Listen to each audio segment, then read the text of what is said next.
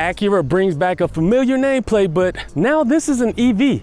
It's a 2024 Acura ZDX, but does it live up to modern standards? I don't know. So let's check out the inside with an interior review. All right, to start off, this is the key fob to the 2024 Acura ZDX. Pretty basic Acura key fob, but you do get keyless entry on 4 doors, which is great. So you can lock and unlock the doors, but it's not touch sensitive. You have to press the button to open the doors. Now, checking out the door panel, I'm loving how they have red door trim and it's soft touch materials with some cool brushed aluminum trim right here. And this is where you'll find the memory seat settings and a pretty small door bin. And they also have the rear hatch release button right here. And I'd say this can hold a small water bottle. And then moving inside, let's check out this button cluster right here, where you have your parking brake, drive mode selector, which is an interesting choice on where to put your drive modes. Auto hold, your lane keep assist, and because this has air suspension, this is where you lift and lower your suspension. Now, looking at the seats, I'm 6'4", I can fit in these seats perfectly. Plenty of headroom, plenty of leg room, and they look great and they are comfortable and supportive. And coming in close, you can see it has Type S bolstered on the headrest, and it has some perforated leather with black inserts going all the way down, and these are very adjustable. And because this is the Type S trim, we have a Type S sill plate. You can open up the front hood, but there is no frunk. So if you do have some stuff, just make sure you throw it in the back. That's all you get is a nice Acura logo. So getting in, power on the ZDX right here, and it boots up the screens and your head-up display. Now, your gauge cluster is 11 inches, infotainment screen is 11.3 inches, and they're nice and clear. They work just fine, and the infotainment has Google built in, so you can do Google Play, Google Assistant, and Google Maps. But the gauge cluster, really easy to operate. It's clear, it gets the job done. You can actually put your navigation directions on here as well, which is nice, and change up how the screen looks. But on your steering wheel, you have your adaptive cruise controls, and you also get Acura's version of Super Cruise. And that's why you have this display up here. It lights up when it lets you know you are engaged with hands-free driving. And you also get your controls right here, heated steering wheel, and you can control your regenerative braking feel right here on the back. It's only on the left side, it's not on the right, but it's not a one pedal drive mode, it just gives you a stronger one pedal braking feel.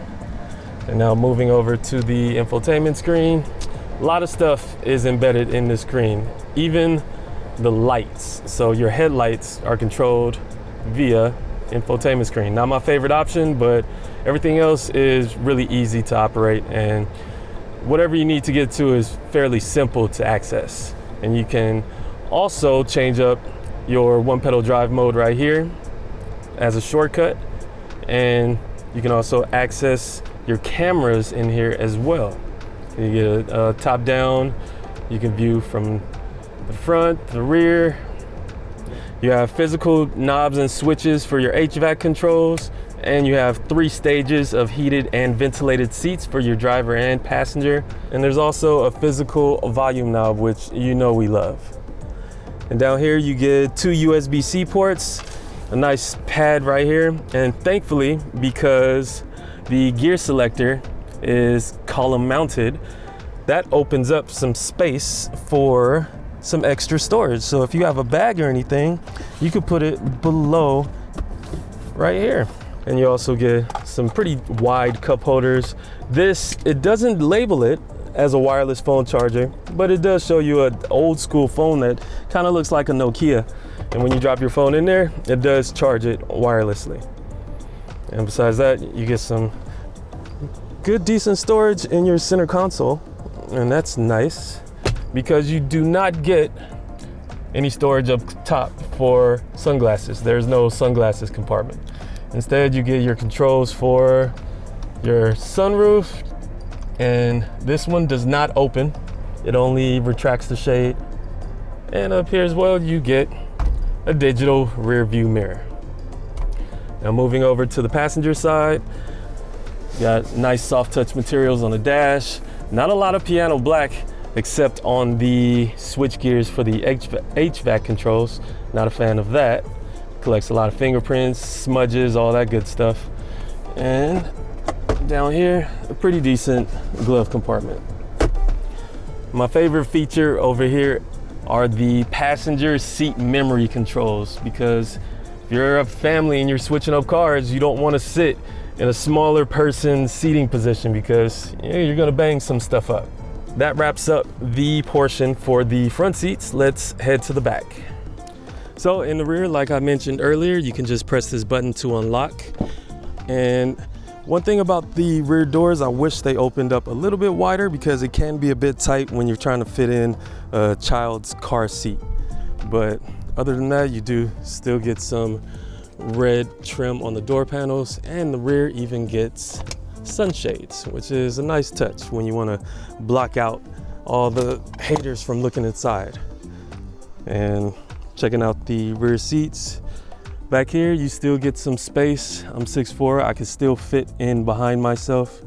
There's some good headroom, good leg room. But the best part is, for middle seat occupants, there's this indentation right here, and it doesn't lift you up. It actually seats you pretty level with the other passengers, and there is no hump in the middle section of the floor. So your middle seat occupants won't be hiked up. But as you can see back here, you do get rear seat vents, an HVAC command center, and at the bottom, 2 USB-C ports. And you also get a home style outlet as well. And these rear seats also have 3 stages of heated seats, which is nice for your cold backseat passengers. And you also get some nice cup holders with a squishy armrest. These seats do have a small recline, and to do that, you just pull the notch right here. It can be a little tricky, but it has a small recline on it. And moving to the rear, now the trunk has good space. This is a wagon looking luxury SUV EV, and it has some decent space. Some underfloor storage right here for smaller items. And if you need more cargo space, you can drop the second row with these buttons here. You gotta give it a little push. Yeah. And the right side might drop. There we go. You have some pretty decent storage overall. My only gripe is up top.